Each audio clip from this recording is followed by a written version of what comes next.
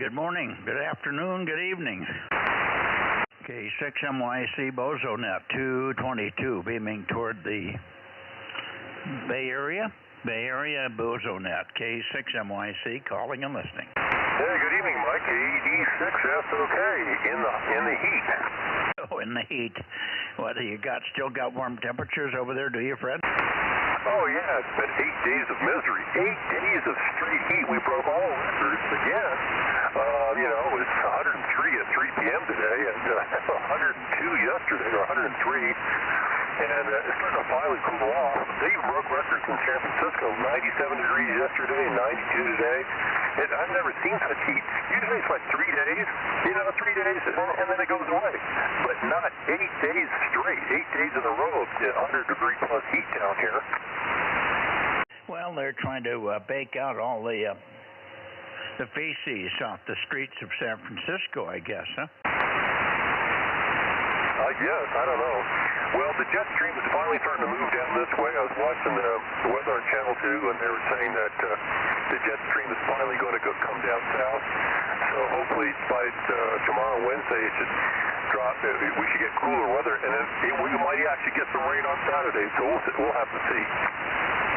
Well, we looked out Saturday in our forecast here. We didn't see anything, and the rain word was never mentioned. But we're always a day behind you guys, and they only went to Saturday. They said yesterday, that Sunday, they said, well, stand by for the 10-day forecast. And Judy and I watched, and they kept giving us a little more and a little more in between other news items and so on. And finally, at the end of the program at 11:15, they gave us the 10-day forecast, and it was 7 days worth over. Yeah, it's amazing. So it's probably just as hot up here as it was down there. And if we got 103 today, you probably were 103 as well, right? I don't know if we broke 100 today. We've been just slightly lower than you, believe it or not, up here. No, I would believe it. Plus, you have fog off the coast off of Santa Barbara. So is the fog coming in over to your place at night? Oh no, we're running between 100 in the daytime, 95 to 100 in the daytime, and 71, 69, 72, 68, 70 in the nighttime. That's the coldest temperature, about 5:30 in the morning, I guess. So it's been warm all night. So it's very mellow for us over. Yeah, we had 79 degrees at midnight last night. Can you believe it? Almost 80 degrees at midnight. You can't sleep in this weather. And I don't have air conditioning because usually in the Bay Area, you really don't need it because it never gets that hot. Not like the Central Valley where it's required. Air conditioning is required if you live in Fresno. Without it, you'll die. But anyway, well, good to hear you, Mike, tonight. Good signals. So I guess I'll get off here and let somebody else check in. And 507-507, Mike. KD6SOK. Oh, very good, Fred. KD6SOK 507. Gotcha. And I don't think I've ever heard the signal any better. I don't think you did anything, and I didn't do anything here, but certainly good copy. Just about as strong as I've heard you on 222, Fred. So conditions certainly have been improved with you running hot. Just stay hot over there, and we'll have great propagation. How's that? Okay. Hi. That's pretty good. Yeah, I think it's the propagation. It's just excellent on 220. This band is just so overlooked.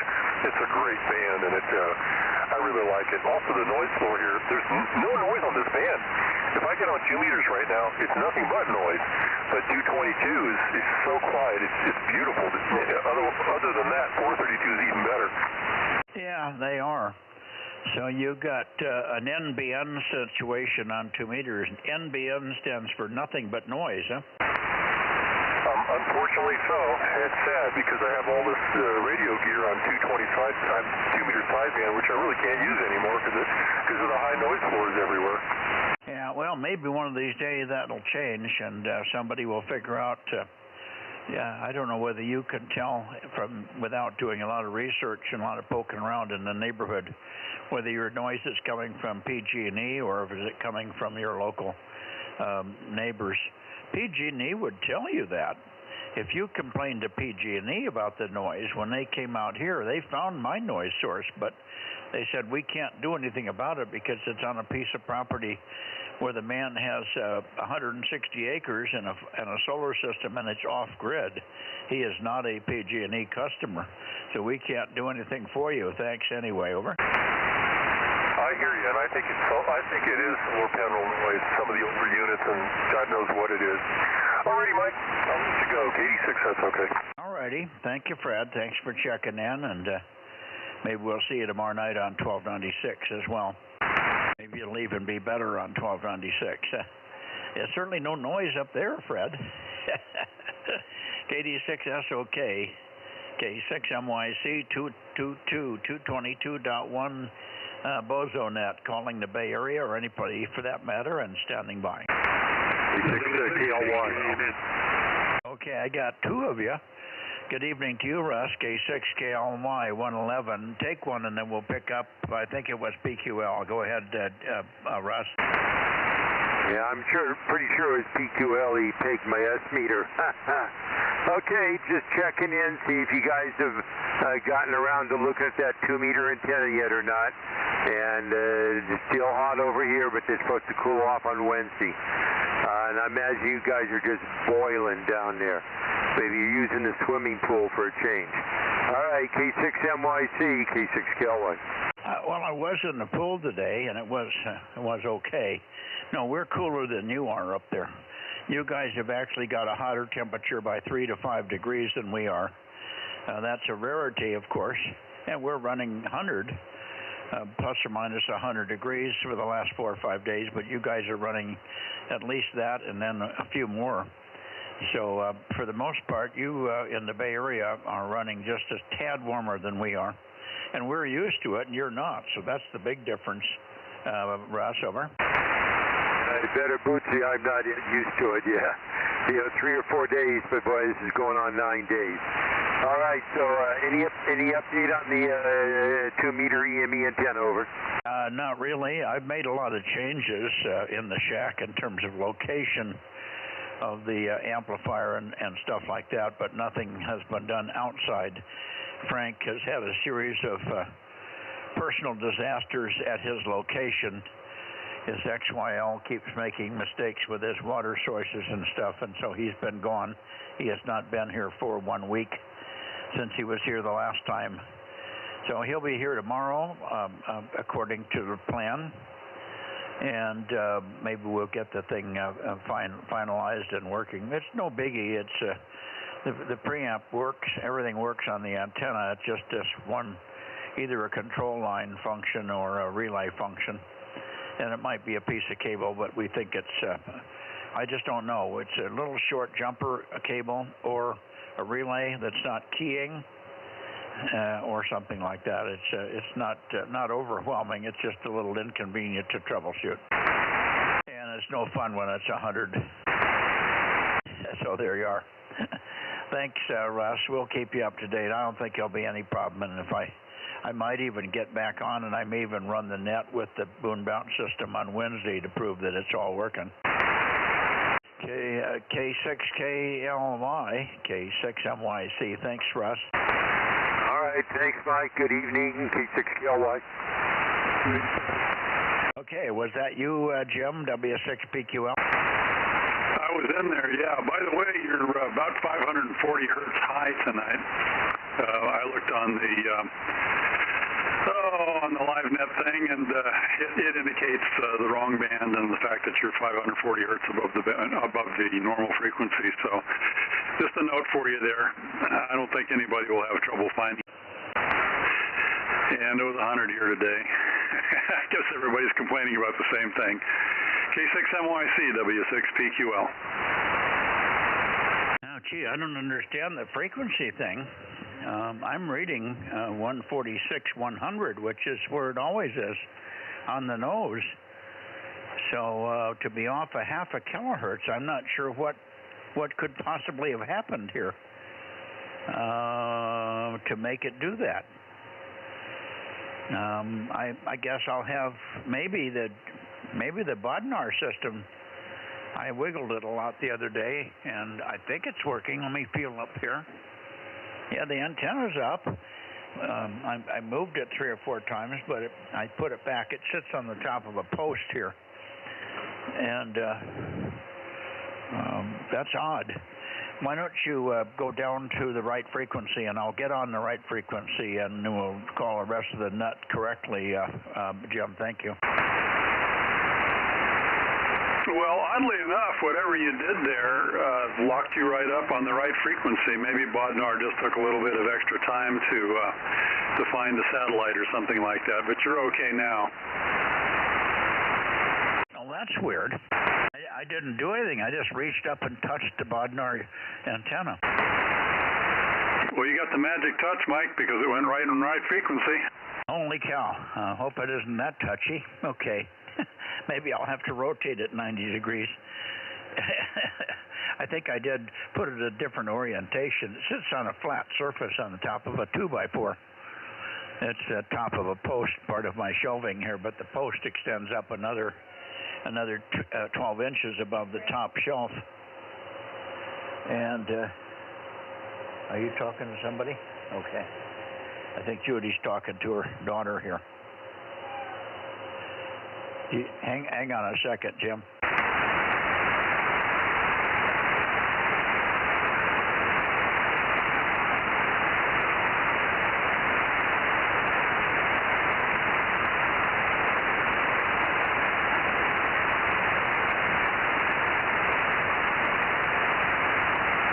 Stand by, guys. I've got Frank on the telephone here.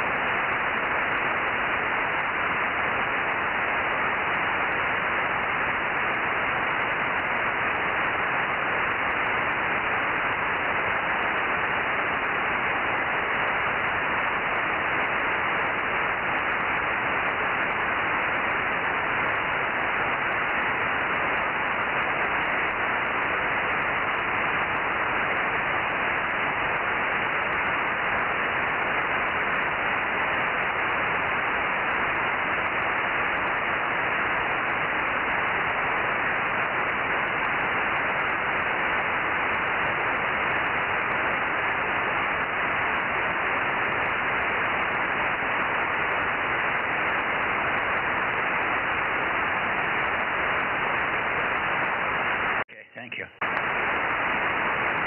All right. Apparently, Frank caught the error here. I don't know what the error was. It was something maybe he was doing with the stream. But I don't know, Bill, Jim. He just sent me a text or a call, and then he texted Judy, said he fixed Mike's frequency. So it wasn't my magic touch. It just happened to be happening at the same time I touched the Bodnar antenna, Jim. Over. Oh, well, you shouldn't have told us. Your reputation would have gone sky high. Yeah, well, that's what I thought. It was something like that, because on the live stream it said you were up 540 hertz, and that's the way it sounded here on 222 also. But anyway, all's well that ends well. Yeah, okay. Well, before the net, I checked the radio, and it says it's on 146.100, which is 222.100. .000, so I can't imagine how it got off a half a kilohertz, and then how he could fix it. The dial said 146.100. Everything on the radio here said 100, and he has no control over the transverter, and that's usually right on the money. So who knows? We'll maybe figure it out tomorrow when he's down here. He can explain it to me. He's got the stream going. Yesterday he had no phone and no power, and he couldn't make anything work yesterday. Long story. Frank's had his issues there. But anyway, we won't get into that, but that's why there was no stream last night. And and but he's got it going tonight, I guess. It doesn't look quite, well, I guess it's normal. It doesn't look quite normal, but we won't worry about it. Anyway, if it works, it works. Let's see who else is on in the Bay Area there. We've got you and Fred, and maybe Jim, WB6JNN. Are you there, Fred? I mean, Jim? JNN 285. Yeah, 285, I'm sorry. Calling you Fred. There you go. Okay, WB6JNN 285, Judy. You may have heard that. K6MYC. Good evening, Jim. You're sounding good. Go ahead. Yeah, okay. Well, I just turned the AC on. There might be some background noise. I don't know. We probably don't have a strong enough signal for that. But anyway, 102 today, and I got the cats in and kept them in because they're not smart enough to stay in and out of that kind of temperature. But they like the big bed that I put them on anyway, so they were quite happy to be in the AC, I think. And yeah, the thing was off frequency, and I saw it come back on frequency on the internet, so apparently it drifted off for whatever reason. I guess Frank told you what it was, but anyway, it's all fine now. WB6J, and then... Well, I don't know what caused it, but Frank will explain it to me tomorrow. Because the radio said it was on the right frequency.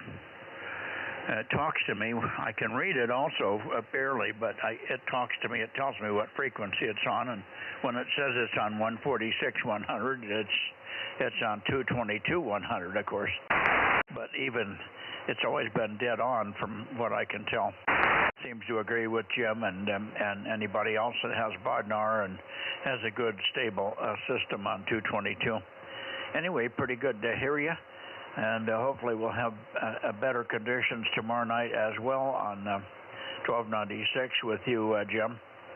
We missed you, I think, last night on 2 meters, but you may have had company or maybe you slept through the net. Over. I just didn't wait around long enough. You got chatting with people over there when you were supposedly talking to the Bay Area, and by 8:30 I just said, that's it, bye. I really had other things to do. Oh, you mean you heard me when I was pointed, you said the Bay Area, but I must have been pointed down south, or when you jumped ship when I was already pointing toward the Bay Area? Well, you got some guys locally, apparently. I could not hear them, so they weren't around here. And it was an extended conversation and so forth, so I finally just gave up and went away. The guy was getting too late. I got you. Okay. Yeah, well, sometimes the guys on 222 locally around here cannot hear the Bay Area. That may have been what happened. I don't remember the incident, but sorry we missed you. Anyway, we can write you in. We still have to finish that log from yesterday, so we can correct that one. Anyway, for now, good evening, and maybe I know we won't see you, but I'll look for you on 6 meters on the outside chance that you want to try it on 6 in a few minutes there. Probably about 8:40 to 9 o'clock, somewhere in that window. WB6JNN, East San Jose, K6MYC. Yeah, okay, Mike, very good. WB6J, and you're about S8, 9, something like that here. Not as strong as I've seen you on 220, but strong enough. Hello there. Oh, hi, is that Ken? Yes, sir. Good evening, guys. WA6OIB 226 checking in, and Jim, you got a good signal here tonight. Yeah, you're S7. You're just a little bit less than Mike is. Roger, you're the same at S7 here, so good to hear you tonight. And good evening to Mike there. WA6OIB. Okay, very good. Good to hear you, Ken. Thanks for popping in here. You're the only one in the San Joaquin Valley that's showed up here yet, but we don't have that many on 220 here anymore. So good to have you in here. Hopefully your days are slowing up a little bit and you're getting caught up on hilltop projects and stuff. You might comment on what you were up to today. Over. Roger. Well, you know, the last 4 days I've been down at Joe's K6 EMWs. That was a job. He had much more equipment than I expected. Plus, getting on his roof was really a job, and hanging by my teeth up there, taking his. I didn't realize, but he never put those antennas up. He paid to have them put up. There was a guy down there that he took care of him. He came over and gave me a hand getting up on the roof with his big, tall ladder. He had a 30-foot ladder, and boy, that was quite a job. Yeah, getting up there and getting that all down. But it's all down, and everything's done except one more coax pole, and it got hung up somewhere in the attic, and I cannot get in the attic, so Tony's going to get in the attic sometime this week and get that coax pole. It's a nice long pole, well over 400, so we want to get it out of there. It's over 100 feet. It's a home run. The rest of them stopped up at the hot water heater closet that he put all of his amps in. All the runs went up there. This was his HF run, so it went all the way through because there was no amps in between. So quite a job, but it's done, and it's all here now. I took it over to Larry's. We've got a catalog and categorized on the computer, so we will be submitting it to the public here real quick so I finish it up. And so everybody will know what there is there. K6MYC to B6MYB. Yeah, unfortunately, your long transmission, you drifted down to the point where at the end, the last two sentences were inaudible. You were so bassy, I couldn't understand you. So the last little bit about what the final outcome went away. Could you repeat that? Over? I got about the coax being stuck in the attic, but I didn't hear much after that. Over? Yeah, okay. Well, yeah, you need to follow me with your RAT because you know this thing has got a known drift. Yeah. Yeah, there's just one more coax to pull. That's all. Everything else is out and up here. Took it to Larry's shop and got it stored there for now for the swap coming up, and for distribution if there's anybody that wants any pre-sale stuff. So I'll be getting a list out and I'll send it out and we'll distribute it and see if anybody's interested then. Well, what did he have for 1296, and did he have anything on 222?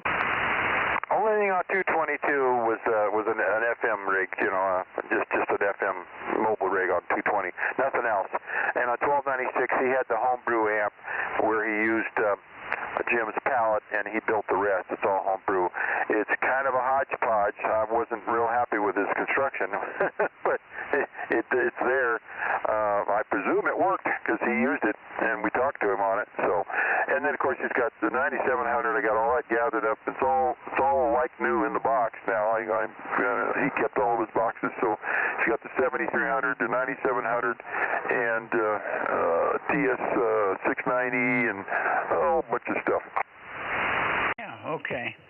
Well, there may be a market for the 9700 and maybe for the 7300 also. I'm trying to get my grandson to upgrade from the old ICOM 706 to something like a 7300, which would be a nice radio for him. It's still fairly compact, but modern featured and so on. So, but he doesn't have much money right now to spend on periphery. He's just moved in up there in Idaho, and right after he moved in, the boss, the company owner, said that he can't work remote. His local boss, his first level boss, said it was no problem, and he was intending to have a job at least through the end of the year, working a couple of days a week in the Bay Area, and then the rest of the time remote. And he would fly back and forth at least once every 2 weeks, and any other time when he was needed, because he could do a lot of his stuff just by phone and email and Zoom meetings and stuff. But the big boss said no. He'd already told several people that they could not work remote, so he wouldn't. He didn't have anything against Kenny working remote, and he was doing a good job, but he couldn't say yes to Kenny and no to everybody else, so they just terminated him. very abruptly. He's got much a good level of income from other sources, but it takes a while to develop. He's got a big contract with Pete's Coffee, I think, that's going to make him well for a year. So there's things going, but it just came kind of an abrupt system, and otherwise he would be able to pick up at that 7,300. Anyway, maybe it'll stay around for a few weeks, and then he can find a way to get it. He'll be here for Thanksgiving. Anyway, thanks again, and okay on the list. Let's see, it's still going toward the Bay Area, so let's see who else may be up there. We might have one or two more in the Bay Area. Bozo Net, Bay Area. Who else do we have? Kilowatt 6 Mike Yankee Charlie in the group. WA6AXX 773. Well, hi there, 773. You're a stranger. We almost don't know who you are anymore. You've been missing a lot. You must have had a lot of events to go to. Yeah, had some family stuff, all good stuff. Everything's gone well. Had some family stuff and maybe a nap here and there. Heat. After tomorrow, it's going to be nice weather. It's going to be in the 70s, so looking forward to that. Yeah, well, you weren't too hot, but what has your temperature been running? The valley floor in your area has been running 100 plus. But what was it at your place today? Today, 91 today. Highest, I think, was like 96 or 97 a couple of days ago. Good. Well, maybe today was the peak. I think it's supposed to roll over and go the other way now with a jet stream changing its direction and coming down your way now. Okay. Very good. Yeah, well, it should be cooling off here, too, but we don't expect to see serious cooling until Wednesday or Thursday. Good to have you in, and we'll look for you, of course, either on 6 meters later and then on 1296 tomorrow. Let's see who else we have. I don't have anybody. Well, maybe Ken. Ken, do you want to say hello to Ed over there? I sure do. Good evening, Ed. Good signal, and nice to hear your voice. And hope everything's doing well over there. WA6AXX, WA6OIB. Yeah, WA6OIB, WA6AXX. Very good, Ken. Yeah, good strong signal here. Doing great. Nice to say hello. Hope you're doing well. I'll give it to Mikey. Go ahead. Okay, very good. Anybody else in the Bay Area? We've got a few others, but they haven't been in there very often on 222. We're doing pretty good tonight. You got more check-ins tonight on 222 than we had last night on 2 meters, Ed. The Bay Area has been really thin. Course Gold kicked your ass last night, as it has been for the last week or so. It's so funny. Judy's laughing because Course Gold, you blink when you drive through Course Gold and you miss it.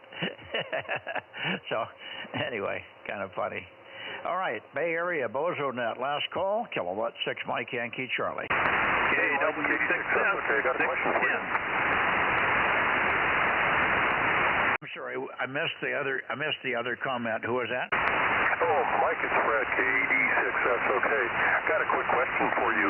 Was that Ken was talking about equipment? Is that a silent key? And who was the operator that passed away? Yeah, silent key about 6 months ago, K6ZMW. I think you may have known him. He was well known in the industry. Joe Cadwaller, K6ZMW. He lived down near Long Beach. It wasn't in Long Beach, but he'd lived down there the last few years over. I see. Well, I'm sorry to hear that. I always hate to lose somebody, especially somebody who's on 222.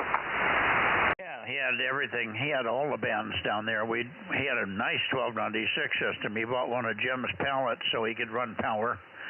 And he was easy copy up here from his location out there near the water in the Los Angeles area. Over. I got it. Yeah, how old was he when he passed away? Anyway, that's what happened there. And he had a lot of equipment. Joe and Ken grew up together. Ken Holden, WA60IB, grew up together with Joe, and the families knew each other. He knew his wife and stuff. So when Joe passed away, she contacted Ken. Ken does a lot of this, but he's really good at what he does, and of course it was a labor of love, sort of, for him to do the bidding of Joe Cadwalder's wife to collect and categorize and pack up all the stuff that he had. There'll be a big trade. What do you call that when you have kind of an auction, Ken? Is that what it's going to be? Well, it's the local swap. It's a swap, flea market swap, whatever you want to call it, where everybody gathers. So it's not an auction. So we'll be doing that. And good evening up there. And don't forget Tom, KW6S. He just checked in underneath SOK there. Okay, I'll get Tom in a second. Did you get that, Fred? Not so much, because his signal's now dropped down. Earlier he was really strong. Now he's starting to fade away. Maybe the band conditions are changing. Anyway, sorry to hear about a fall ham passing away. All right, Mike, the ED6, that's okay? Yeah, when do you think there'll be a swap meet, Ken? Which swap meet will it be at? Yeah, it'll be November 9th. November 9th. It's a huge one. You know, it's at the Lion Automotive here in Clovis, and it'll be November the 9th, Saturday. Over. There you go. It's November 9. The big swap meet will be with all that stuff and a lot of other things here. It'll be down here in Clovis near Fresno. Fred, over. Oh, QSL, got it. Okay, Mike, thank you. All righty.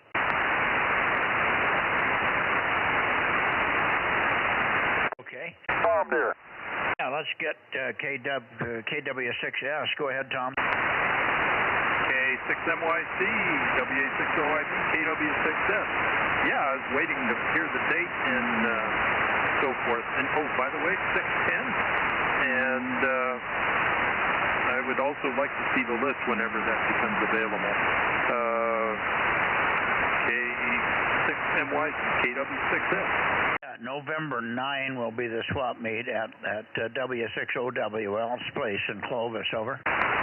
Yeah, I got that part, and I know my way down there. I bet you do. Yeah, we saw you down here on the last one, I think, as a matter of fact. Anyway, good to hear you. And did you get 610, Judy? Yes, I did. Okay, she got you. Judy says hi. And sorry I didn't hear you. I had that beam off of you just a little bit. You were in there, but you are covered with other people. Anyway, we'll look for you also if you can stay awake there, Tom, in a few minutes on 6 meters, probably closer to 8:45 or so.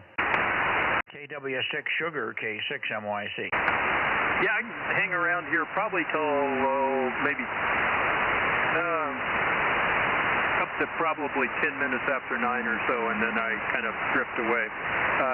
But I will be here and looking for you. K6MYC, KW6S. Okay, very good. Now let me go back into the Bay Area again and finish up. Bay Area Bozo Net, K6MYC. Anybody else? Okay, nothing heard. Let me go up to Ken. N6RO, N6 Radio Oscar Radio Oakley, N6RO, K6MYC, over. K6S MYC, N6O. I still have use of that for another 2 days. Also known as N6RO, Bozo 835. Temperature was 100, I believe. And dinner is going to be barramundi. And I slept most of the day recovering from the weekend. N6O, NR6. Have too many call signs, N6RO. Yeah, what did you say your temperature was? I heard 108. Is that real? No, 100 even. 100 even. Yeah, 100. 100 even. Got it. Okay. About the same as what we had here. Well, I didn't look at the temperature gauge, but it felt like about 100. And I think it was supposed to get to 100. I don't know whether it's been getting quite there at our place, but very close. and a little humid, but it was drier today than it was yesterday. It was about 30% yesterday. I think it was drier today. Anyway, good to hear you, and we'll look for you on 6 meters in a little while, Ken. N6, let's see if the other Ken wants to say hi. Ken, OIB, go ahead. I sure do. Good evening up there, Ken. N6ROWA6OIB. Yeah, Ken, I heard you earlier while Mike was pointed somewhere else. Loud and clear at N6RO. Very good. Okay. Good to hear you. Glad you had fun last weekend. I was having fun too, but boy, I was working hard. See ya. WA6OIB. Okay, later. All right, we'll see you on 6, Ken. I'll go up to Sacramento here and see if Bill is there.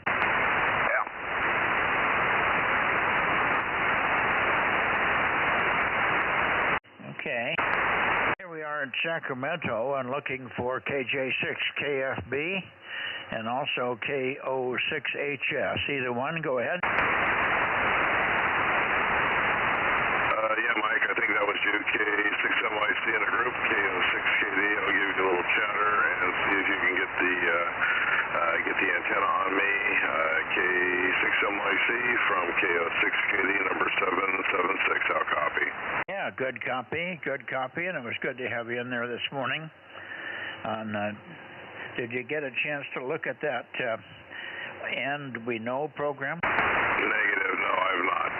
Things going on today, and I've been talking to Darren about it, and we were both going to look at it, but he's got so much stuff that is piled up from work, so I'd like to sit out there and watch it together, where he's, of course, at his place, I'm out here, and we can start it and watch it at the same time and comment to each other. So anyway, I don't know. I'm suspicious about a lot of this stuff. A lot of the grassy knoll stuff.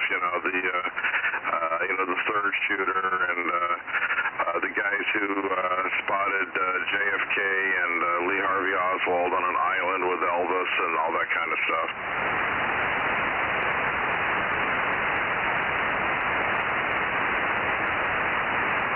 Bill, this is Judy.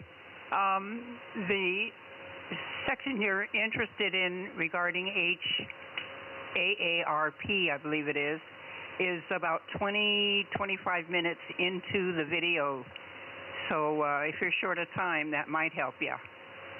Over. Yeah, I remember you this morning saying something about fast forward into the 20-minute part. I think that's what I'll have to do once we get off the net tonight. I got a couple of things to do, take the trash out and other things, and then when I get settled in, I'll call that up and I'll fast forward into the 20-minute part and see what they have. I'm interested about the thing about the boat, and all that kind of stuff. I hope that's going to be covered in there.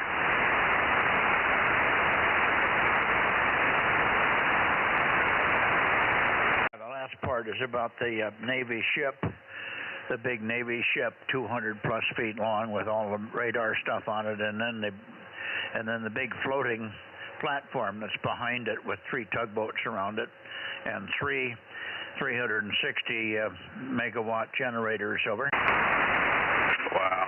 Okay. That's all on there. All right. Well, I know now. I really do need to check it out. And let's see. Nobody's going to be around tomorrow, so I guess we're going to meet up on Wednesday then. Well, I may be there in the morning. If we get up, I'm not going to strain. If I don't feel like getting up, or if I'm not up easily, I won't mess with it. But I may be there. You never know. And of course, Phil's always there. He's like an alarm clock there. Anyway, he won't be here tonight on this band. Of course, maybe we'll catch him at 6 meters in a few minutes. But I'll try to be there in the morning for that conversation, Bill. And then we don't have to get Bob involved in it. Bob has his own take on it, and he's very suspicious, but I think you have to watch this thing. It's quite convincing. And if we've watched a lot of the And We Know programs, Kerry gets that reliably, and feels that it's as good a source of anything that's on the cutting edge of what's happening as anything. And so that's why Kerry was sending that one to us. He sends us every day a new version, so we're overwhelmed with it. We don't get a chance to listen every day sometimes. Anyway, I didn't hear Darren, so do you know if Darren's in here on 222 tonight? Yeah, he should be. Give him another call. He should be waiting out there, Kilo 680.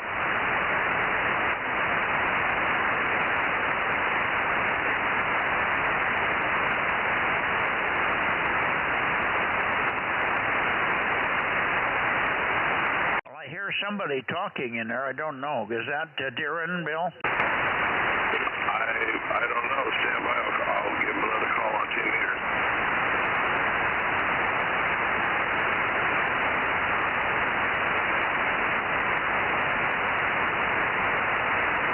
I'm not hearing him, Mike. I don't know what happened. He's not answering on 2 meters anymore either, so I don't know what's going on. Oh, was he in here earlier on 222? Because I'll log him in if he was. Over. Yes. We were both out here waiting and listening on 2 meters at the same time. Yeah, he was here. Yes, Roger. Okay, well, we'll log him in. Put in 756, Judy. Very good. All right. Is there anybody else in the Sacramento area for 222? This is K6MYC, and we'll look for you in a few minutes on 6, Bill. Roger. Oh, there you are, KJ6KFB. I hear you now, Darren. Not real strong, but you're not running a lot of power here, but you're Q5 at the moment. KJ6KFB 756. Go ahead.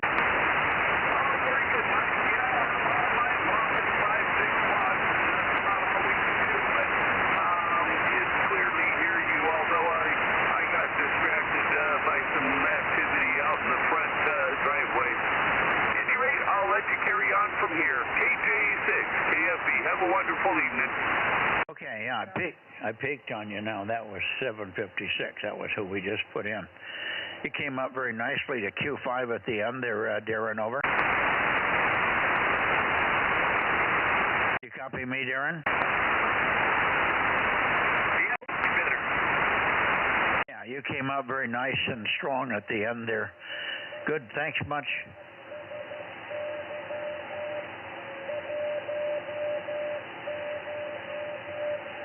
Now here's CW. I'm just listening for this.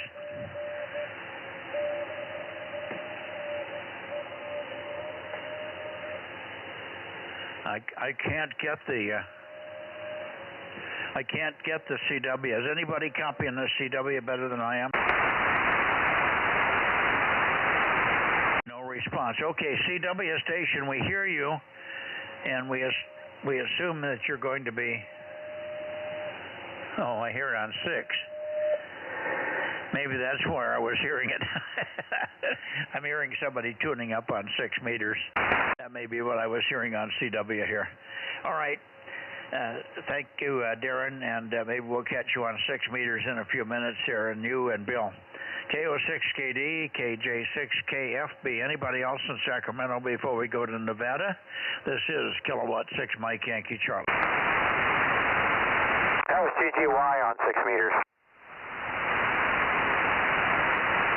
Who was on 6, Ken? That was GGY with Rob on 6 meters CW.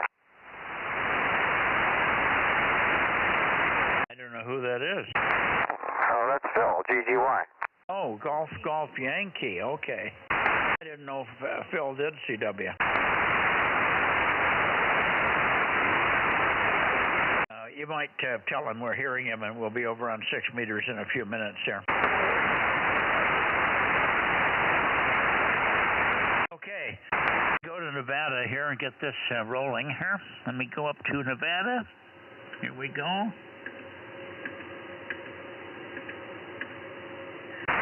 Nevada, here we come. Signal tonight, WA6OIB. Who are you talking to? Oh, Larry was checking in here while you were moving your antenna. Larry, N6 and 7 Whiskey Tango on this band? Yes, sir. Okay, go ahead, Larry. N7 Whiskey Tango, go ahead. WA6OIB, I believe it is. N7WT, N7WT, number 657, over. Yeah, you're loud. Gotcha, Larry. You're a good signal tonight. 657 checking in. We got you. Yeah, very loud, Larry, K6MYC. Mike, for some reason. I got you okay, Ken. N7WT, standing by. N7WT, I've talked to you 3 times now. You must be too quick on the mic there. I said you're very loud and very Q5, and we have your 657. N7WT, K6MYC, over. Okay, you picked up the 5.8 to 5.9 that time, Mike. It's just bad conditions. It's a rapid QSB, over. Well, not really. I didn't have the antenna up to Nevada when you were calling, so that's why I was weak.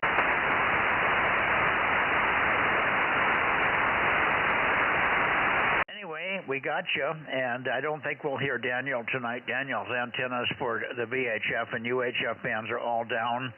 I talked to Daniel this morning on 40 meters, and he won't be back here on VHF and UHF and microwaves until he's done with the contest this coming weekend, and then he'll gradually put everything back. Daniel seems to be short of masts, so when he goes portable, he has to take all the antennas off the roof because he needs the masts.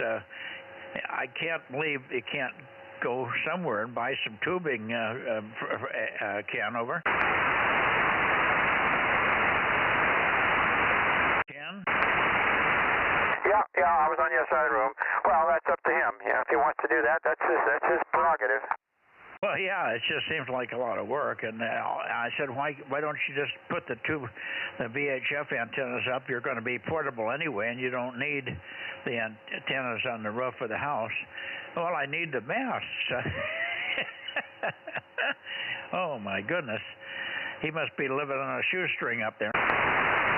Well, people do, you know. Yeah, you just got to let them do what they're going to do. So, all right, I'm going to slip over on 6 meters because Gwen's waiting dinner.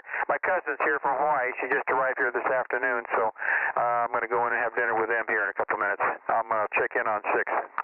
Okay. Over 9 now. You're 10 over 9. You guys come up out of the noise again. You're both S9 plus, N7WT. Okay. Good to hear you. N7WT, WA6OIB. Have a good week. I go ahead and get Larry on 6 meters, and I'll close up shop here. We're done here, and go to 6 meters. We'll see you on 6 in a couple minutes, Larry. N7 Whiskey Tango, 73, K6MYC, going to 6 meters.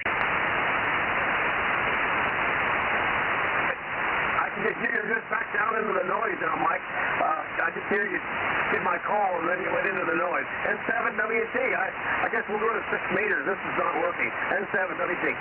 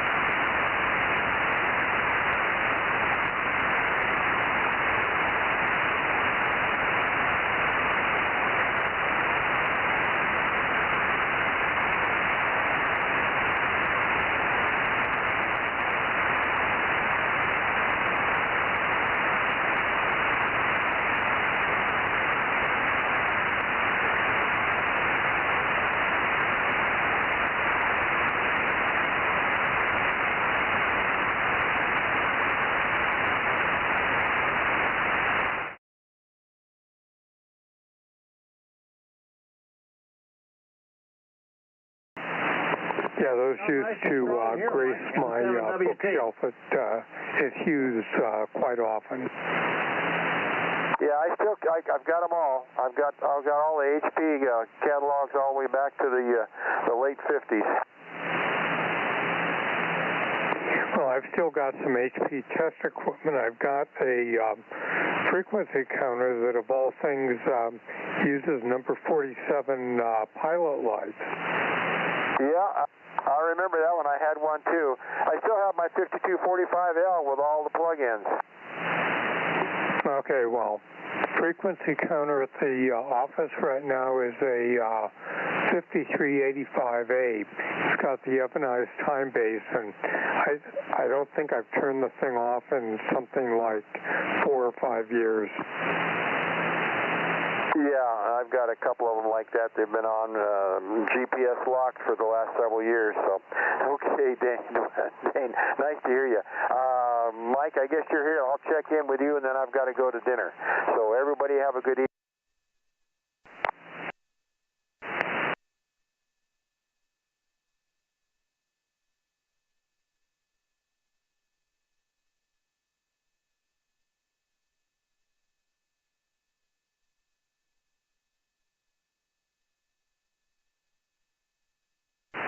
Larry was here, and he checked in. This KM6SR 432. Here, Richard's not here. He's at the university for his meeting the first of the month, so he is not here. But unfortunately, you on 20 meters or 220, you guys would go from 10 over 9 to the noise in just a matter of seconds.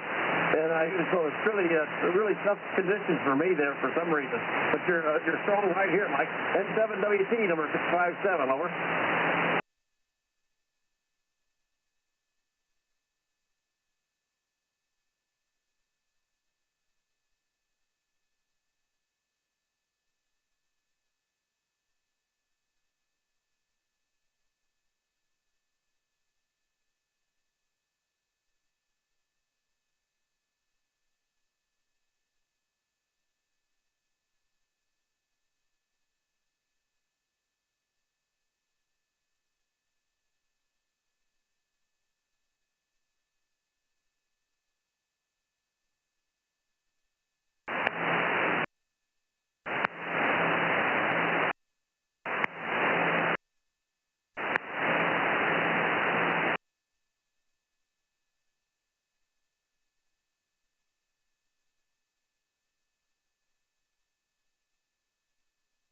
Hey, Mike, he's at his meeting tonight. 7-2. I told you last night he was going to be at his astronomy meeting, over.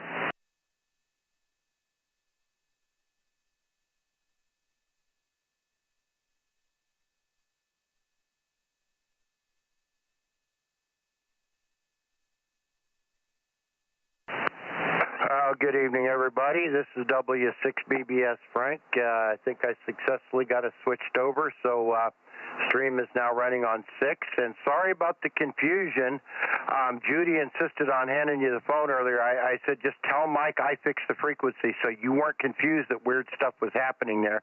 But anyways, it all worked out. It's all good. I'm here. I am absolutely exhausted, but I will get through to the end. Over.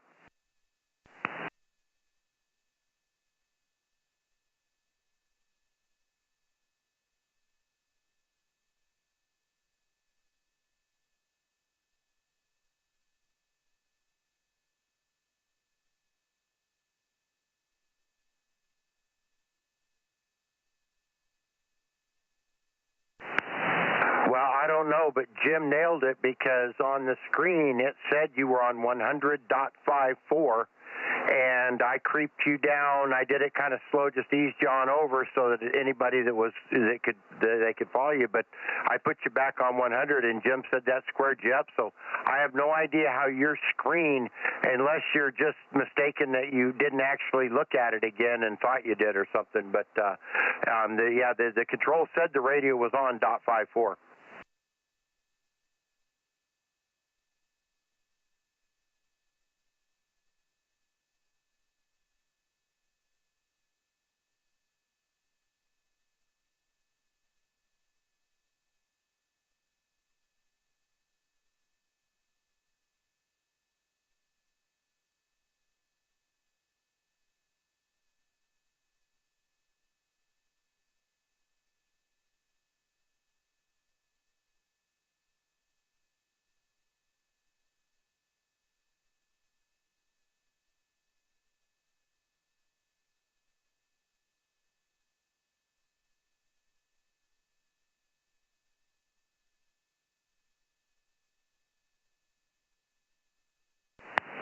Yeah, I don't know. That's where it was, and I fixed it and just sent the message and made the phone call just so you wouldn't be confused and sitting there worried about something was going on.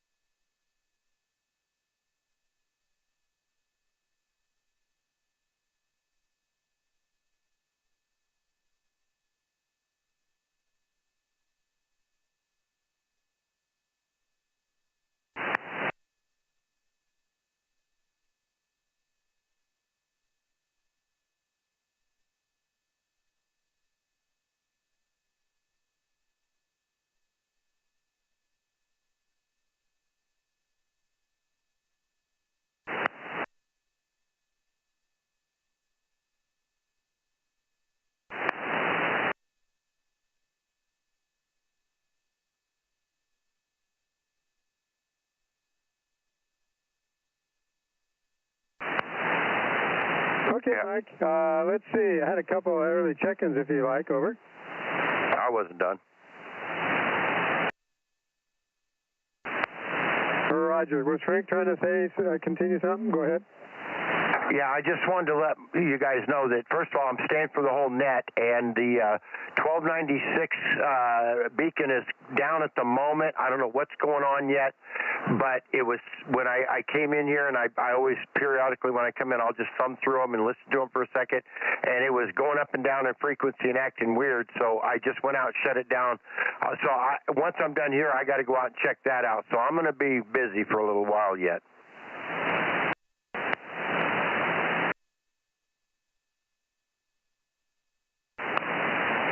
Okay, KM6SR here.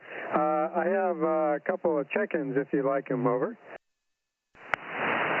Okay, we had Ben, WB6GBS 694, and we had Phil, WB6GGY 884.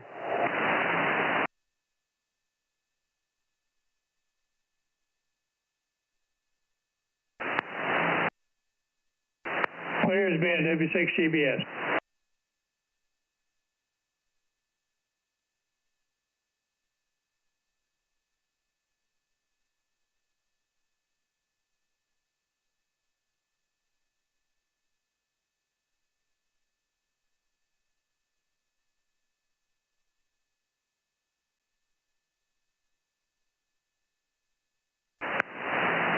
Thank you there, Mike. WB6GGY clear. Yeah, I'm gonna. I got another net I'm gonna check into, and then I'll be back.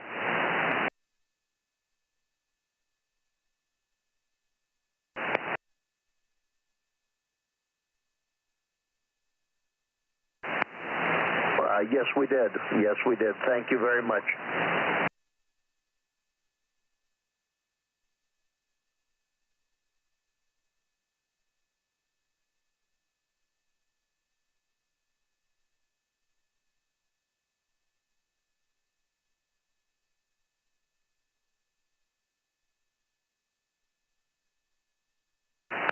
Okay, thank you. I appreciate the info.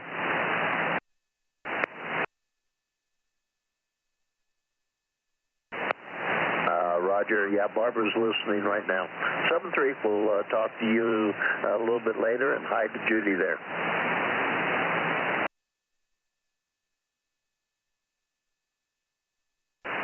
Go ahead. Have a good evening.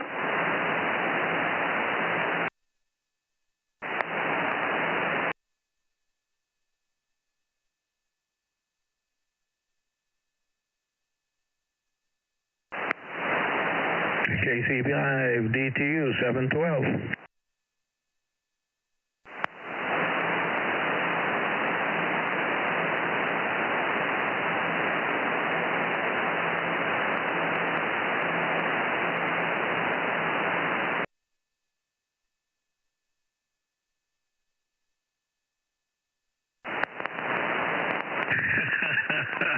He's pretty much on the ball with what's going on, though, isn't he?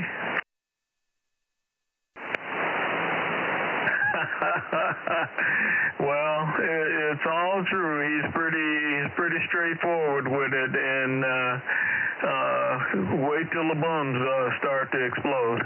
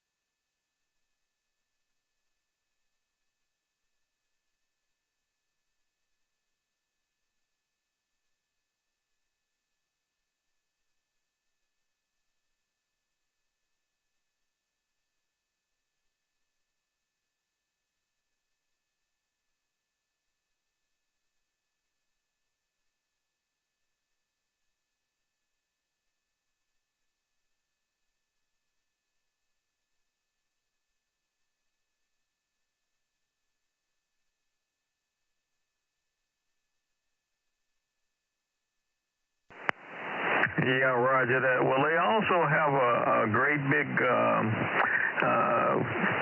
radar facility that's on a platform. It looks pretty much like an oil drilling rig, and they got a ship and a tug that moves that thing around.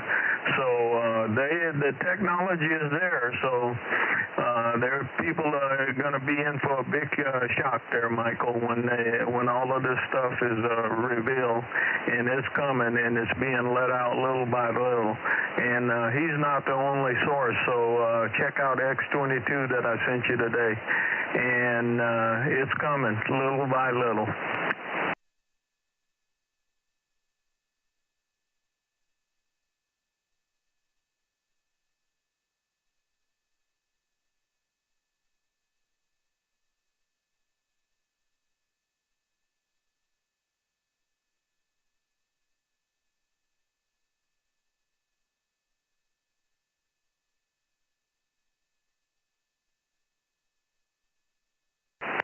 Yeah, roger that. But it's a three-letter agency that's doing it. Some military are involved, but it's mostly a three-letter agency. And for your info, I'm going in for the right eye tomorrow. Remington will be doing the surgery, so I'll let you know afterwards.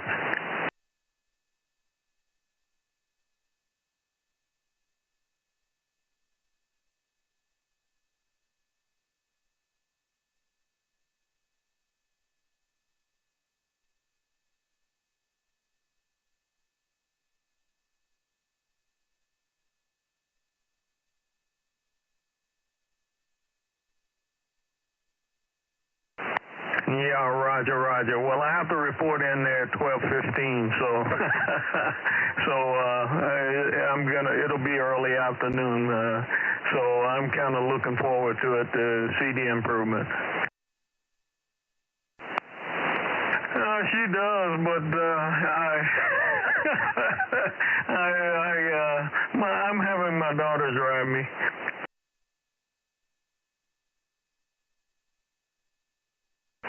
That's affirmative. We have a new vehicle in the garage here. It's a hybrid, and so far liking it. It's a Toyota Corolla. Oh boy. Cross. Toyota Corolla Cross.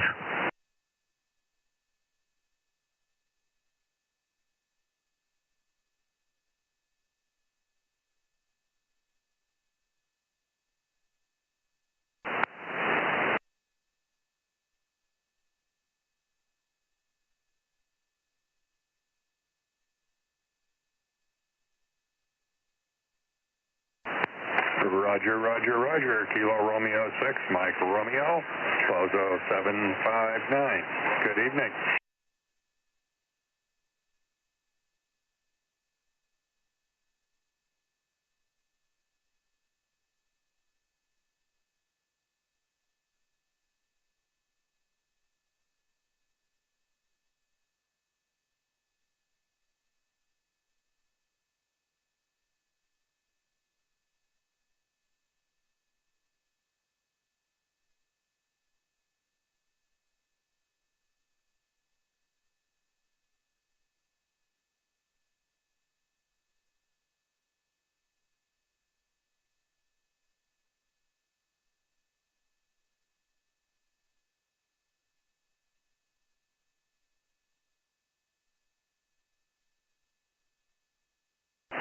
Okay, Mike, you just went into a big fade. Let's see if Bill is in there. KO6KE, this is KR6MR. It's off to you. Okay, I don't know if Mike's going to hear me or not.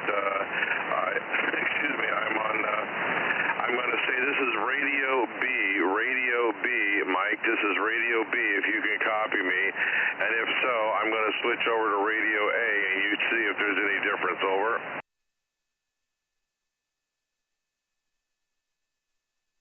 All right, this is Radio B, stand by.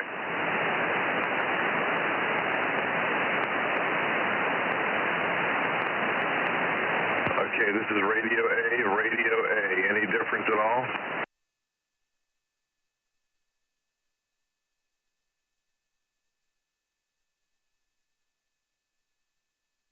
Okay, well, that's interesting because, let's see, this is the 7700. I'm going to go back over to the 7610. Stand by.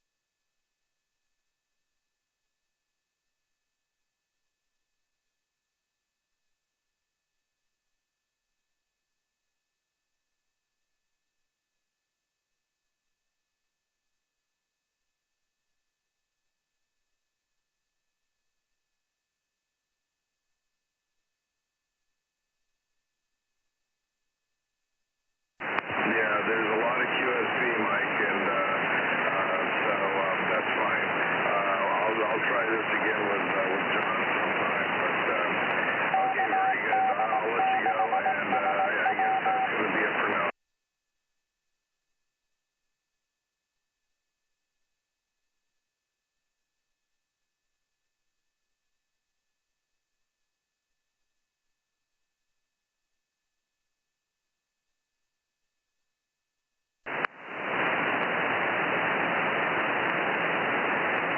Bill, FM. What?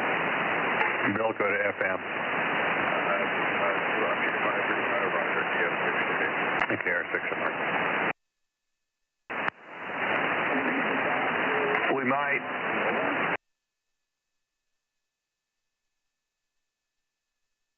Well, the band's here. We'll do it now.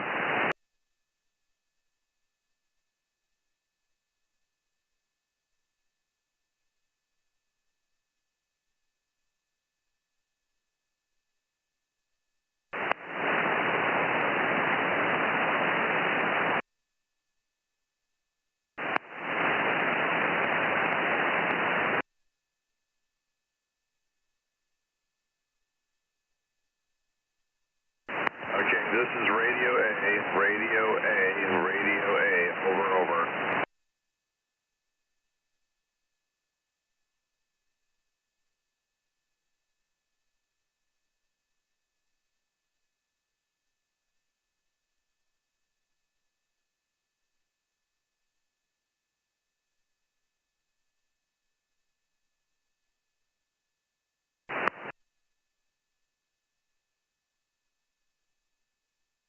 Okay, this is Radio A, again, Radio A at the same power level. I've got both Radio A and Radio B at the same power level, because one of them has more power output than the other. So this is Radio A. Is it stable enough now to flip over to Radio B?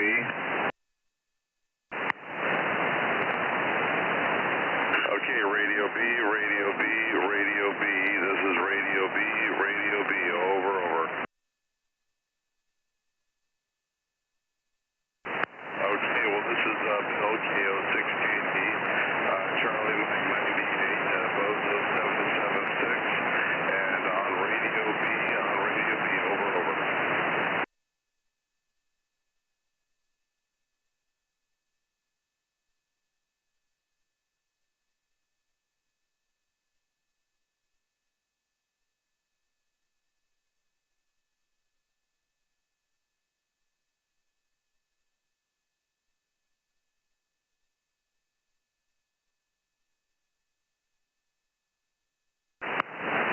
Roger. I'll relay them.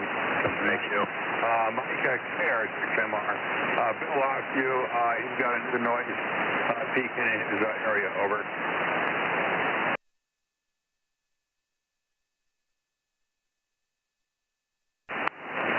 Okay, Mike, Bill got lost in the noise, over. No, I did not, but he cannot hear you, and his noise level increased. That is correct.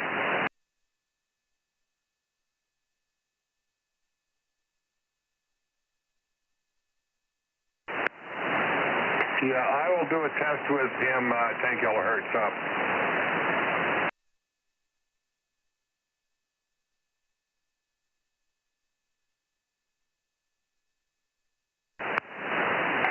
Roger. Okay. Let you get back to the rest of the guys there, Mike. KR6MR 73.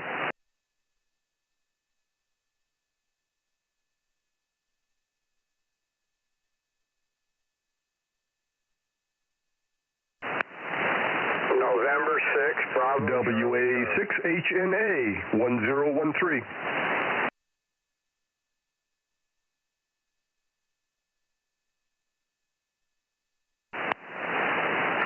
November 6, Bravo, Charlie.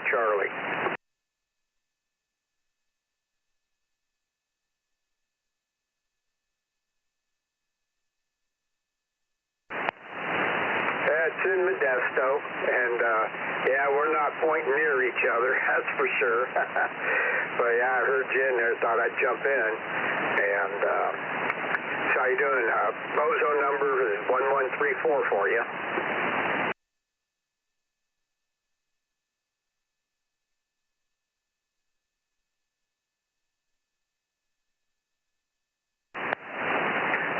Roger.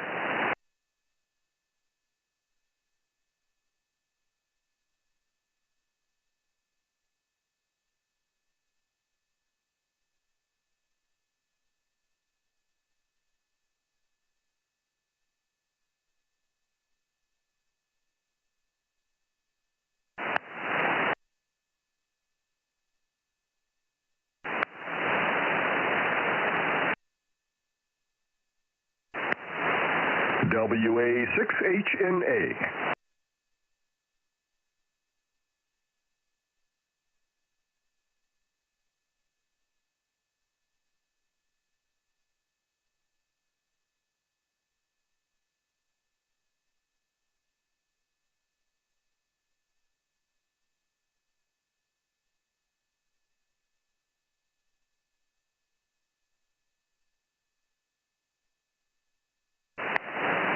Oh, actually, it wasn't the vacation. It was my youngest daughter's wedding.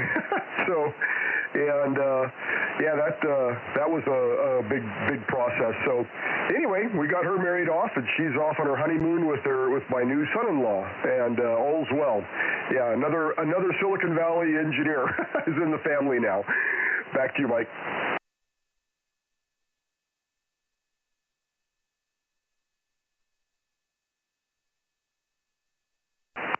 Yeah, Pine Mountain Lake, over.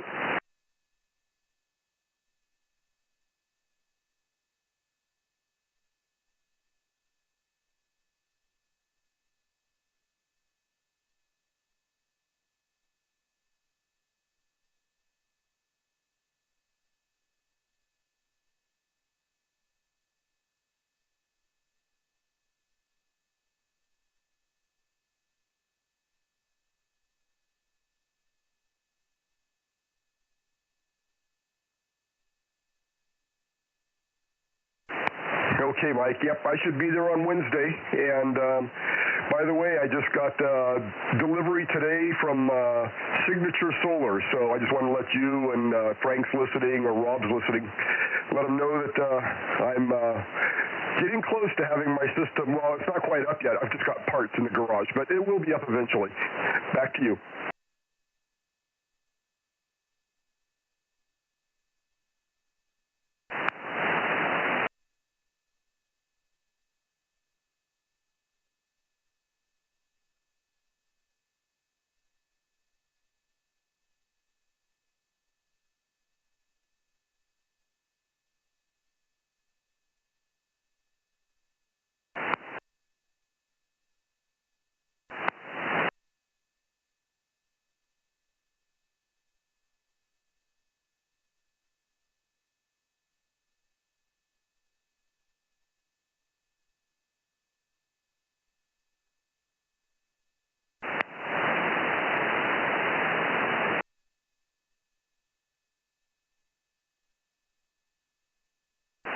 comment. Yeah, I just walked back in the shack. I'm hauling water. I'm doing a lot of stuff. Who just got their solar delivered? Hey, Greg, can you hear me okay? Yeah, that's fine. Go ahead. Hey, just one thing that I would, a piece of advice I would give you. You got some batteries, correct? Affirmative. I do have. I got 2 of the wall mounts. Oh, 2 of the wall mounts. Okay. Well, as soon as you can, even if you're not hooking up solar or any of the rest of system yet, I would get those 2 batteries hooked together and turned on, because they're going to be paired together, working together, correct? Correct. Go ahead. Okay, if they're paired together, they're probably pretty close. They're probably somewhere between 60 and 75%. But if you pair them together right now while they're just sitting in the garage waiting for you to do other stuff, the BMS system in them's talking back and forth, and they're balancing all the cells out. And if that's already done, then it can take the load when you do get the solar so much faster and smoother, because it's not trying to balance those batteries out while doing it. It doesn't really matter, but it is a step in the process, and I think it helps you along the way. Over. I didn't say anything about charging them, Mike. Just tying them together, because they're going to be hooked together in the inverter. They're going to be married together in the end.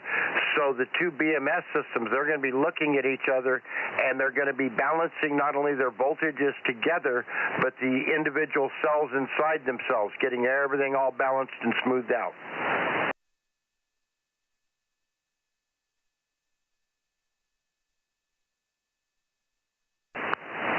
I understand 100%, and I'm going to try to get that done in the next couple of days. That's my project for this week. So I will get onto that, Frank. I appreciate the tip. Just one other thing, depending upon how long everything's going to take, if you can get even just laying on the pallet, if you can take 1 or 2 depending upon what inverter you got, if you took 2 or 3 panels out there and tied them in series and plugged it into one of those systems and hooked a battery to it while it's laying on the pallet, then the day you're ready to go online, you're already at 100%. Okay, yeah, that wouldn't be a problem. That should be easy enough to do. So I think I'll let them balance for a few days, and then I'll let them charge for a few days. So I appreciate that. And the panels aren't going to go on the roof for probably another month. That's because I've got a new roof going on the house either late October or early November. So I'm going to use it as a battery, a whole house battery backup right now is the first thing. Okay, well, since you're going to be a while, just food for thought. I don't know if you're doing the work yourself or whatever, but if you're going to start installing the inverter and doing different things, you could take a whole row of those panels out. If you had room to lay them out somewhere, lean them up against something or something, just lean them against the wall or whatever, just not necessarily efficient. But if you got some of them plugged in and had your batteries charging, and you had a little issue come up and before you get your roof done and you actually had a power outage, well, you've already got your backup system kind of built. You just got to sort of plug it in. Over. QSL, I like that idea. I'll do that. And thanks for the tip. All right, catch you later. And if you have any questions, I don't know what you know about the interconnection or connecting to your panel and all that stuff. If you have any questions about that, get a hold of me through Mike or whatever, and I'll be glad to hook you up. I got lots of years as an electrician dealing with pumps and stuff. The solar, I got a couple of years. Mike and I have been playing with it for about a year and a half now. And although I did go to 3 different PG&E solar schools, but that was learning how to connect agricultural that were putting in solar panels, do the interconnect between the solar company and PG&E. I did that portion of it. So anyways, good night, guys. We'll send it back to Ned after you there, Greg. W6BBS done running his mouth. Okay, thanks so much, Frank. W6BBS, WA6HA, and thanks for indulging on more conversation here, Michael. Back to Ned.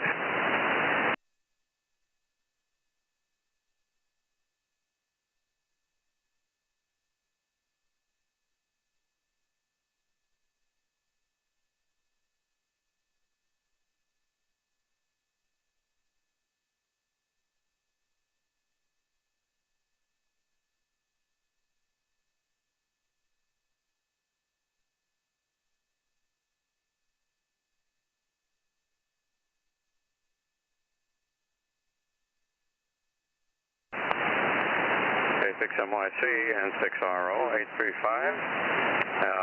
Happy duty to you and Judy, and nothing to report.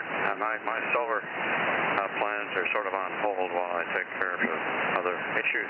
Anyway, the band is strange tonight, but I'm hearing the guys up north very well, and you.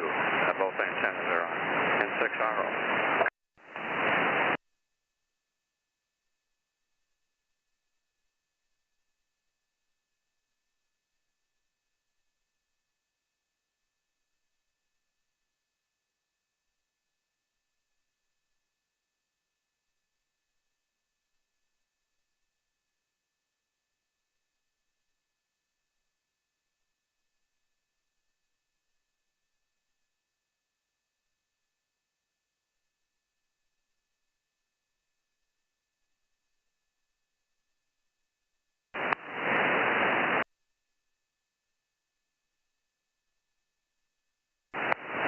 Hi, Mike. And Don is in Brentwood is checking in. He sort of covered you up there. Yeah, I'm looking forward to a little bit cooler tomorrow. I got some outdoor chores to do, so looking forward to that. Anyway, we'll see you on 1296 tomorrow. Take a listen for Don. I didn't get his call, but he's there. And 60.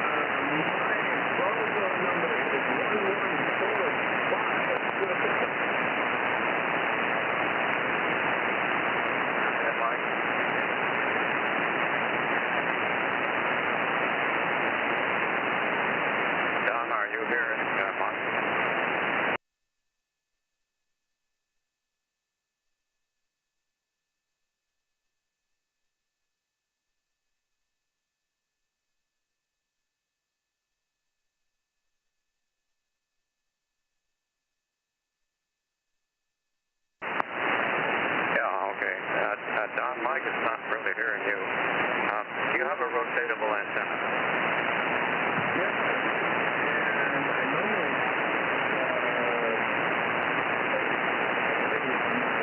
I didn't, but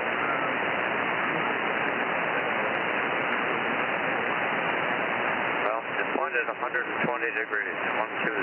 That's where Fresno is.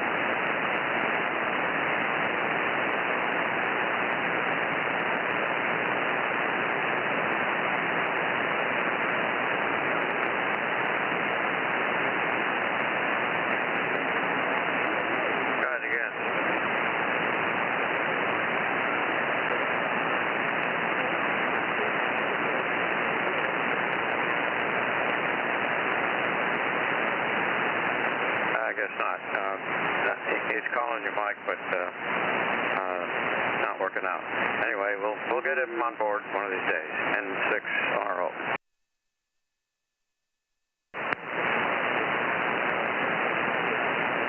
Yeah, sure. I think his Bozo was 1145. Is that right, Don? Your Bozo number? Yeah, 145, Mike.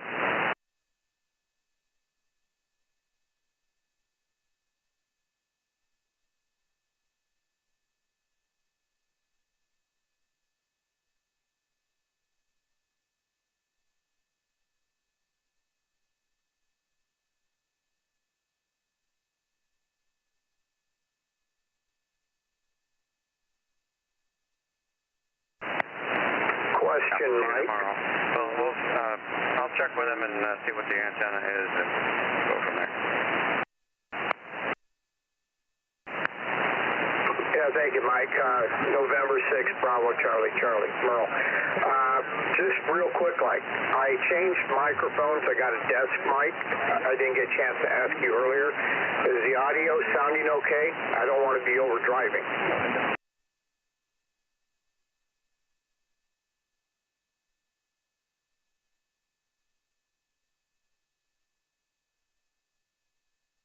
WFC. Oh, Roger. Okay, that's what I wanted to find out because you helped me out there the last week or the week before there with my hand mic, but I bought the Yaesu the 90D, the M90D, and boy, I really like it. So, okay, Mike, well, thank you. You and Judy have a great evening and a great week, and I'll let you get back to the net. Thanks for answering that for me. November 6th, Bravo Charlie Charlie. It's the Yaesu, Yaesu 90D, the M90D. Yes, sir. It's a desk, Mike.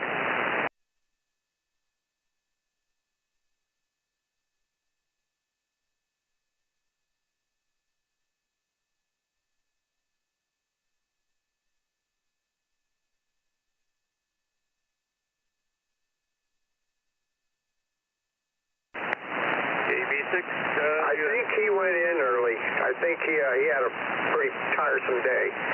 I know he sent me a text a little while ago, see ya. So I think he's done for the night.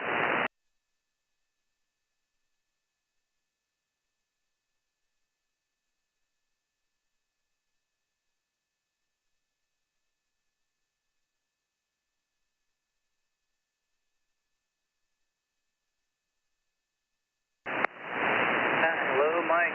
K6MYC, KB6WFC, Daly City, Charlie Mike 87, Bozo number 775. Over, over, over.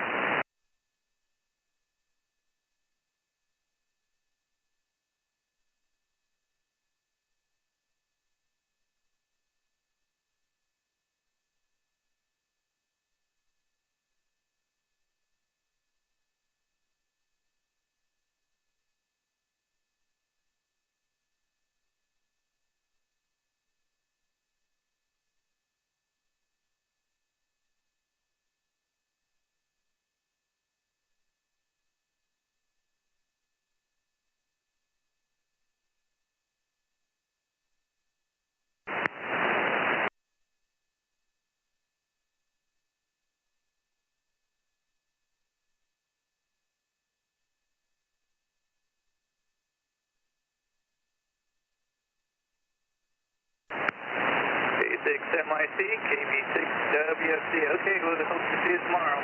Thank you, 73.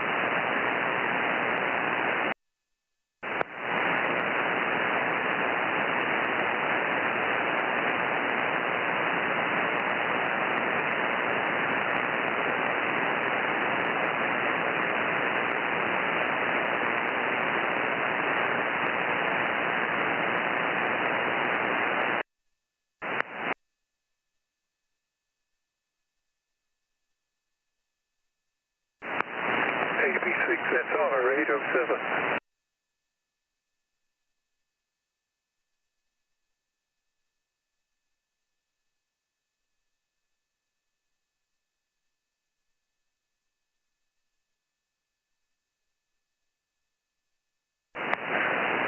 K6MYC, good evening, Mike and Judy, and the wildlife menagerie, probably. It hasn't cooled off here at all. It was exactly the same temperature today as yesterday, 97 here at 97. So back to you, K6MYC. Oh, I did hear WFC there coming in fairly faint, but pretty well. K6MYC, AB6SR.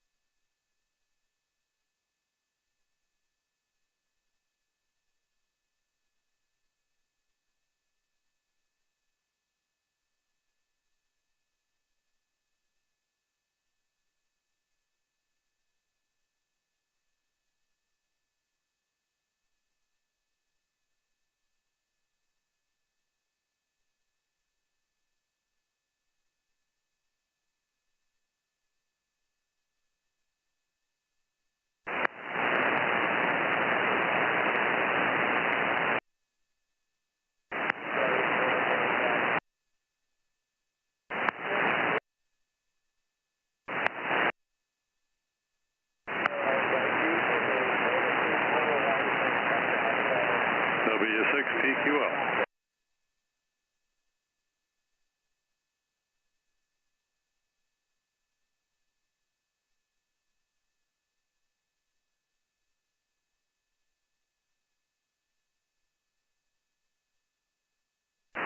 It was Gary, 10-1090, Mike.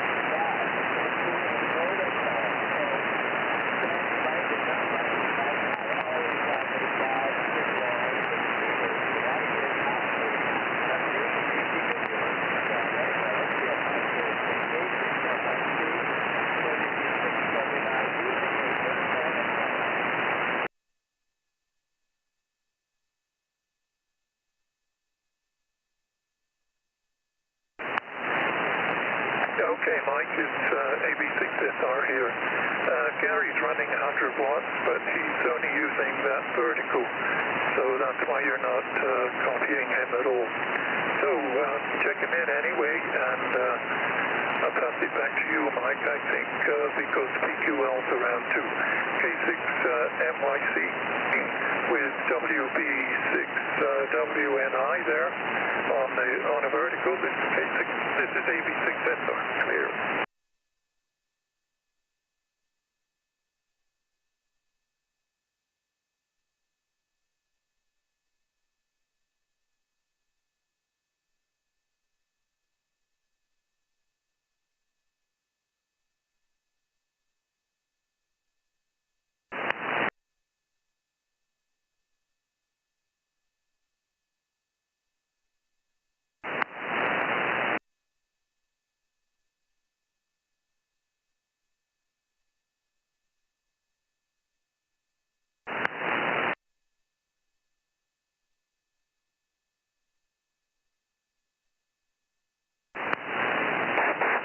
W6PQL.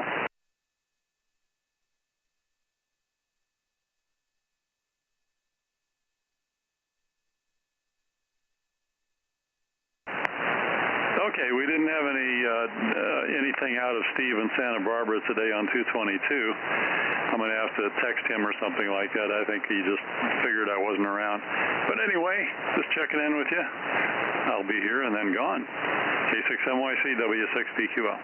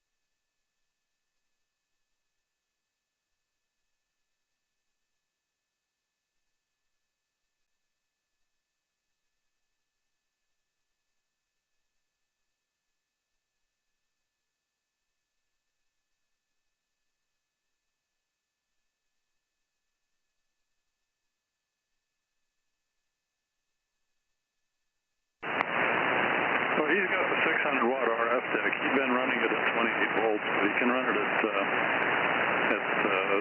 volts also. So might have to check and see what the idling current is at 28 volts, and if it's the proper amount, then it'll have to be readjusted to run it at 50 volts. But other than that, it's a standard deck.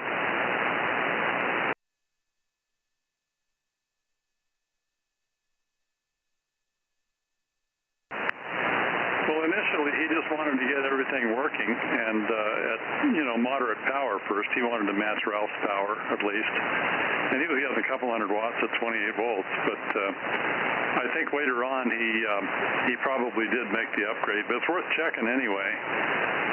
Just put 28 volts on it, see what the idling current is, and if it's low, then it probably can be run at 50 volts. He probably had it running at 50. He's not around, of course, so we can't check with him to find out what he did with it, but that's the story on that one.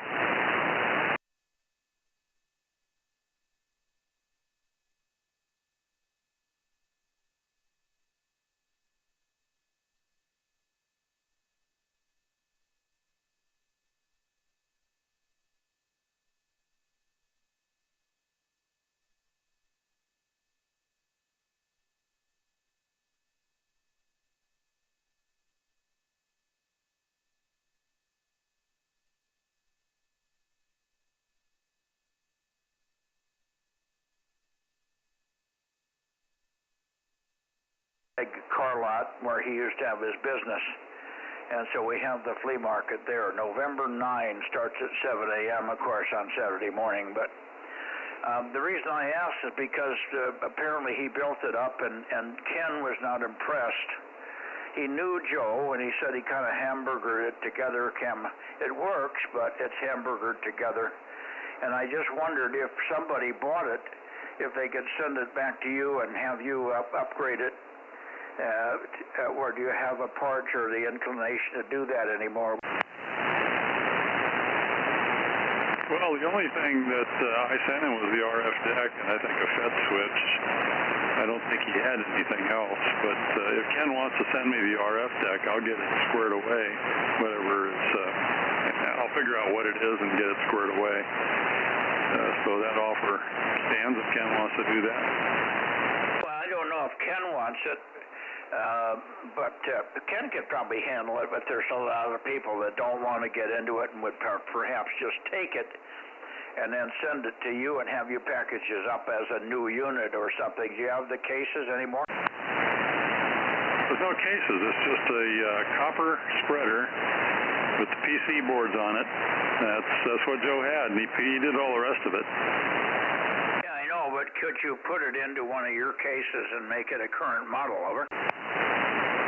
With great difficulty, yeah. That's I can get the RF deck into the shape it was when I sent it to Joe, but that's all I can do. I don't know what Joe did with it after that.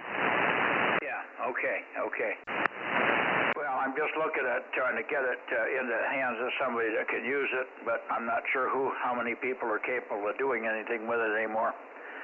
Ken may take it and put it on his own system. He's got 120 watts now, but that would be a good unit for him to just take. He's the only one that could baby it into the 600 watt configuration and make it look nice, and maybe put it in a little cabinet. And it's got all the control circuitry around it. I don't know what Joe did with the control circuitry, but obviously he knew what he was doing. He could certainly build it, and it worked fine for him. But all this time he's just been running it at 28 volts, as you said. So it probably would be better and put out a whole lot more power for anybody that was really serious if he could run it up at 50. All right, I just thought I'd ask Jim. Thanks for that. W6PQL, K6MYC.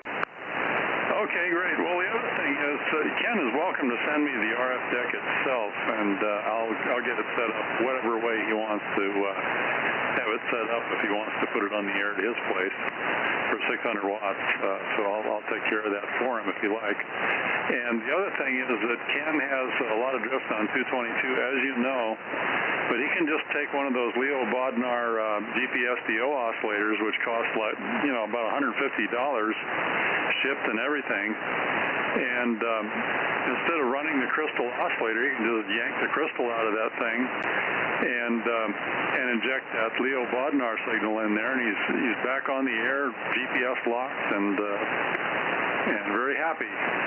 So for that amount of money, $150, and he'd be all set on that band without any drift. Yeah, you're talking about his serious drift on. I think it's one of those Ukrainian units, and boy, that's the worst one I've ever seen for drift. It drifts like mad. And I think you sent him some pieces that should have controlled some of that, and he's put them in, but the thing still drifts like crazy. So, yeah, Ken's capable of fixing a lot of things and doing what you would do for the amplifier. He's more than capable of doing that. The point is, he's just busy. He's been buried. He's always taken other people's jobs. He's got WB6 GGY's PW1 down there, and he's got 2 or 3 of my radios for repair, and probably 100 others that he's committed to fix. So Ken's buried, so he never gets to his own stuff. Over. Well, I understand. That's why I offered to help. So, it won't cost him anything. I'll just take care of it. Let him know. I'll tell him that, and maybe he'll take you up on that. That's a good plan. Thanks so much for that, Jim. Thank you. All right, let's see if there's anybody else in the Bay Area before we go down south and then wrap this thing up. K6MYC, Bozo Net, 6 meters. Anybody? KW6S, 610. Oh, there you go, still there. KW6S, 610. Good evening again, Tom. And you're booming in. I won't even move the antenna. Over. Oh, yeah, I don't know why you would. You're doing real good here. And, yeah, I don't know what the deal was with, I worked with Joe on the 1296 thing quite a bit. I know he had some problems with it, and I think Jim fixed it, and I never knew exactly what it all consisted of, but it'll be interesting to take a look at it when we get down to the flea market, and I will be there for that. Anyway, I'll catch you tomorrow night on 1296. I might be a little late, but I'll catch you one way or another. K6MYC, KW6S. Yeah, well, I usually come back to the Bay Area for late checks and miss, so if we miss you on the going, we'll get you on the comeback. So there you are. Well, I think it's a 600-watt pallet, so the amplifier is capable of 600 watts, but Joe's been running it at 28 volts. It's only probably making 280 to 300, but it needs to have its bias adjusted and stuff like that if you're going to run it up where it should be, and so on. So you heard what Jim said about it, I think. Did you hear what Jim said? No, I just remembering what Joe was telling me when it was when he was working with it. Okay, well, if need be, Jim can take it. If Ken's going to keep it, he thought Ken might keep it, and he said for Ken he would just take the thing back and just do a little tweak here and there and get it set up so it's again ready for 50 volts. He's not going to put it in the chassis or do anything else, but he would take it back and get it so it's a 600-watt module at least. Over. Yeah, very good. Yeah, I might be interested in that. Yeah, well, if Ken isn't, maybe you can take it. That's fine. It's good to get it in the hands of somebody that's really serious about it. I thought you had a 600-watt amp. I do, but 2 would be nice. Oh, you could pair them up and run some serious smoke there and start to move clouds and hurricanes around with that stuff, huh? That's part of the plan. Okay. I don't know. Did you watch the All We Know thing? Was the weather that they manipulated this last hurricane supposedly with our big barge, our big flotilla? It's a big platform with 10 gigawatts of microwave power that they can steer all over, and it's powered by 360 megawatt generators that go around the side of it, and it's also in parallel with a ship, a Navy ship that's about just under 300 feet long that has a similar microwave capability. Between the two, they supposedly can move these hurricanes and hold them and move them and keep them stable and whatever. So, but there's an article that we've got on it that Kerry sent over. It's quite interesting. I don't know if it's totally true, but it seems to have good feasibility. There's pictures of the Navy vessel with numbers and everything, so it's pretty easy to test. Over. Yeah, maybe I'll give that a little peek around tomorrow and see if I come up with anything. I need to get rolling along here. I'm glad I hung in long enough to get back in here, and we should make contact tomorrow night. K6MYC, KW6S. All righty, very good. Well, I can send you a link, or send you the email. I can have Judy send it to you. Give me your email address. I think I have it, but just say it quickly for me. TSTOLLAR@hotmail.com. Oh, I better write down the first word then. It's not an easy word. Let me just write it down. Spell it phonetically. Tango, Sierra, Tango, Oscar, Lima, Alpha, Romeo @hotmail.com.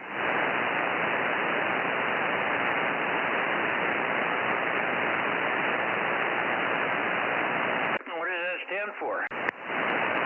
That's my name. Oh, is that your last name? Okay, I didn't see. I don't even know your last name. Yeah, all right, thanks. And we could forward you this sequence. It's about an hour long, but you can skip the first 20 minutes if you want to get right into the HAARP and the discussion of how they manipulated the hurricane and seeded the clouds and caused no end of damage. It was done on purpose, maliciously, from what we can understand, or at least to somebody's advantage. Kerry says it's controlled by a three-letter agency that we have in our government, but it was a Navy vessel and this big, huge thing. But they dumped too much rain. They seeded the clouds, and that's why there was 62 inches of rain there in that one area between northern and southern Carolina. And it was all, maybe, from what we understand, the motivation was to get rid of the people who lived in that area so they could open it up for wider mining. It's very rich in lithium. Over. Okay. Well, I'll take a look at it and see what I come up with. Yeah. Okay. I'll have Judy send that over to you. It's quite an eye-opener. And there's a lot of conjecture about how some people can't even believe that they can modify weather, but that's been proven now for some years, and it's not spoken of because it's a military advantage if you can control the weather, as you know. So they don't talk about it. It's like having a weapon that they're not going to disclose that you have. Over. Yeah, it's tough to fly in a lot of rain. Yeah. Okay. Well, rain is one thing, but they had to move this thing and hold it in position for long enough so that it would do the damage that it did. It was malicious in that sense, and the people that write about it in this article are very, very have a lot of condemnation for the people that were involved in this. So not good from what we can gather. Anyway, the motivation is the question. Why would they do this? Why did they go to all this trouble for lithium mine? Lithium is all over the world. This happens to be a really rich area, but it's not that exclusive. So who knows? And I understand BlackRock's involved in buying the property and maintaining or owning the mine or controlling it. So there's all kinds of clandestine discussions about it, Tom. Over. Okay, well, I hope I don't run into anybody I've worked with. Okay. I'll talk to you tomorrow, 73, and we'll go south. Rob, are you still here? Roger. Frank had to go out and take care of some stuff, so he wanted me to tell you that. He was trying to get in to talk to you, but you were busy. Over. Yes, okay. Let's go south and get Rick or whoever might be down there. F6U, are you there? AF6 United. I'm sorry, Lee, are you there? AF6 United, 1098. Yep, I've been standing by. Well, I thought about you at the beginning of this, and then I forgot because we got into that off-the-wall subject matter. Good evening to you. Sounding loud over here. Give us your Bozo number. I know what it is, but Judy needs to hear it. Yep, AF6 United, 1098, the countdown Bozo. We got it. So how are you doing? Actually, doing quite well. Instead of the 97 degrees that we had yesterday, it was a nice cool 83 here with a little bit of a breeze coming in off the bay, and I spent my day mostly sitting out on the deck and reading about why N1MM gave me so many problems over the weekend trying to work CQP. But that's another story. Back to you. CQP, the contest over the weekend was it was the California QSO party. What was CQP? That's what CQP is, California QSO Party. Oh, I see. And N1, Mike had problems working that? No, that's the software that I use for a logging program, and it just was not cooperating. And I don't have a lot of experience with it, so it was probably a lot of stuff on my end that I was not doing right, or maybe I didn't have it set up properly, but it kept locking out the transmitter on my radio about every 20 or 30 minutes, and it was kind of unpredictable. So, yeah, it got kind of frustrating, and I finally just turned it off and said, oh, well, next time. Yeah, no point in not having fun when you want to have fun.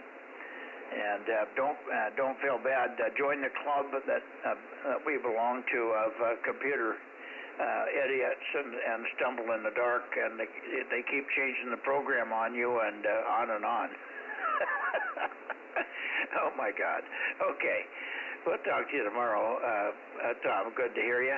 And back to you, Lee, for any comment. All right. Well, I'll just say 7-3 for tonight. I won't hold the net any longer, but, yeah. K6MYC, KW6S, AF6 United, back to net. Okay. It was you that was having trouble with the thing. I thought like you and Tom sound a lot alike sometimes. I wasn't paying much attention. I thought that was Tom that was talking. Sorry about that. Got you, Lee. And we won't see you tomorrow night on 1296, but we'll look for you Wednesday. Yeah, I hope to be there Wednesday and Thursday. Hopefully nothing happens and the Quaggy doesn't blow down. Well, we hope so, too. I think you found the magic height for that rascal. 73, my friend, and 73 to you, Tom. K6MYC, clear. We're going to go south. One or two calls to KB6RQU, and if you're down there already, Rob, go ahead. No, I've been listening to the guys. I'll go down now. Okay, I'm going to go south then. Here we go.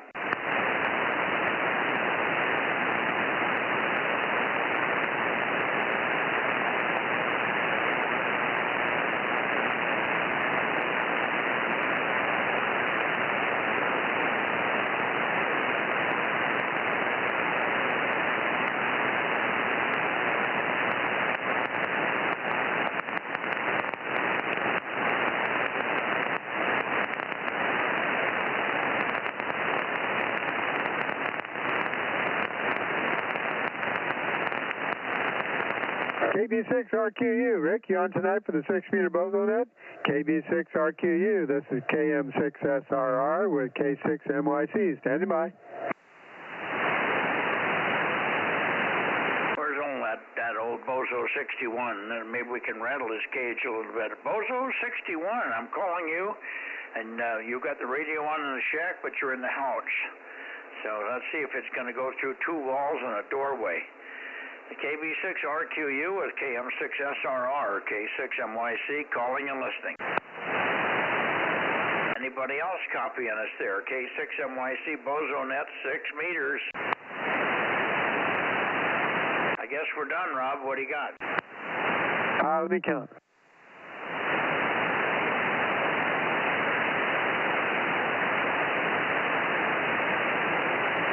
We got 24. Yep, 24 here too. Hey, we're winning. Yeah, I guess by accident, huh? No fault of mine anyway. Yeah, for sure. Okay. Can't blame me. Take care. Thanks for the help. Good evening to Frank. If you're back in the shack, Frank, we'll see you in the morning. He's out there working still. Yeah, he texted me and said that he lost his rotor on the 6 meter, so he couldn't do much following us around, and he had stuff he was working on, so he was going to do chores and keep poking his head back in and see when to shut down the stream. Over. Okay, yeah, good. I guess the stream is shut down. Hopefully he can return my page back to where it was. Thanks, Rob. We'll see you tomorrow. KM6SRR in the group, K6MYC clear and going to bed. I can't shut the stream down, so you guys shut up. Good night, everybody. W6BBS. Oh, that's a bunch of crap, and you know it. All right. See ya. Good night, Mikey. Good night, Rob. Okay, Frank, W6BBS, KM6SR. Hey, Mike, I took the tilt-over fixture on the tower I got from you and Matt, and we bent out the one support piece and got that bent back pretty close to where it should be. We had to use like 12 tons of pressure on that damn thing. And then the other one, we tried to get it into the press, and we couldn't quite do it. We actually messed the press up there at Larry's a little bit. It got pushing the ram to the side a little bit, and it popped out the retaining ring. Anyway, so I ended up cutting that off. So we're going to have to, Ken's going to see if he can't help me go over to forget the tower guy now, and see if he can weld on a new piece for us. Over. Yeah, who do you want to weld it? Who are you going to have weld it? Matt, I know who he's talking about. I was going to try to say his name, and it just won't come out. You know the guy's got towers up there near Ken, the older guy, about 75, 80? Yeah, I accidentally bumped my mic and changed the frequency. Yeah, it's a guy that he works with on the towers. I can't remember his name now. Over.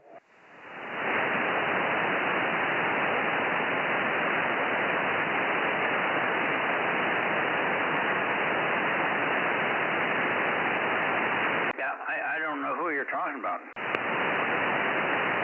As soon as I could say his name, Mike, I'm trying to remember. This is Frank. I just won't come into my brain right now. I can see him standing in front of me. I can see him at the dealership. I can see him up on the mountain. And you know him, a shorter guy that has towers, the big towers up there and stuff, near Ken, and they're friends and whatnot. Beckner. Yeah, Carl Beckman. That's the one. I don't know why I couldn't say it. Carl Beckman, Mike. Yeah, okay. I do, you know, I just don't know why my brain. I'm going to be quiet now, let you guys finish your conversation. I knew who he was talking about. I just could not say it. Yep, okay, so that's who you're going to fix it, Rob? Over. Doubled, guys. Go again, Rob. I said I couldn't hear it either or remember it either, but you gave me enough clues so that I could come up with it. Over. Go ahead with your question, Mike. No, I'm okay. Ken's son used to work with Beckman, but I don't know if he still works for him. But, yeah, that's a good connection. Okay, I'll let you guys go. Sort it out. Sorry about not being able to fix it there, Rob. 73, K6MYC gone. Okay, 7-3, everyone. Mike and Frank, KM6SR going QRT.